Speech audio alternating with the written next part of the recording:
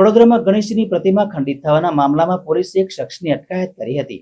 વડોદરા શહેરમાં હાલ ગણેશોત્સવ રંગેચંગે ઉજવવામાં આવી રહ્યો છે, ત્યારે શહેરની શાંતિ દોડવાનો પ્રયાસ કરવામાં આવ્યો હતો।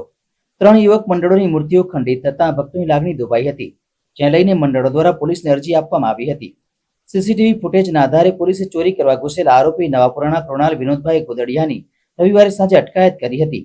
ચોરી કરતા મૂર્તિ ખંડિત થઈ હોવાનું તપાસમાં સામે આવ્યું હતું। બાદ એ પ્રગતિ યુવક મંડળમાં ગયેલો હતો અને ત્યાંથી એણે ત્યાં જે તાંબાના કળશ છે અને તાંબાના દીવા છે અને લાઇટો છે એ બધું ચોરી કરી અને ત્યાં જ જે લકડી પુલ છે ત્યાં એણે કંઈક છુપાવી દીધેલા હતા।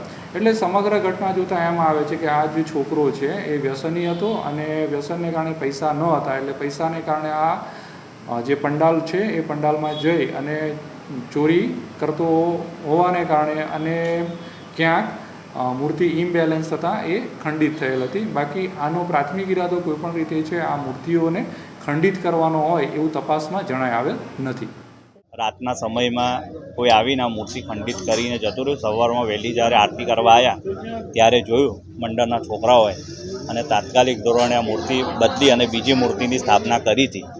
મારું લોકોને એક જ નિવેદન છે કે આ જે બી કરી રહ્યું છે કૃત્ય ચોરીના ઈરાદેથી નથી કરતું। આ મૂર્તિ ખંડિત કરી અને આપણા જે ગણેશજી છે એને ખંડિત કરે છે અને સ્થાપનાની મૂર્તિ તમે સ્થાપનાની મૂર્તિ હટાવે છે અને જે મેઇન મૂર્તિ છે એ મૂર્તિને હાથ કાં તો શું નવું તોડીને જતો રહે છે।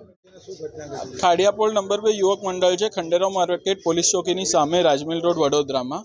આજે સવારે જ્યારે અમે આરતી કરવા માટે અહીં આવ્યા ત્યારે ખબર પડી કે મંડળમાં આપણે જે ગણેશજી ભગવાનની મૂર્તિની સ્થાપના કરેલી છે એને ખંડિત થયેલી છે, એની સૂંઢ તોડી ગયા છે।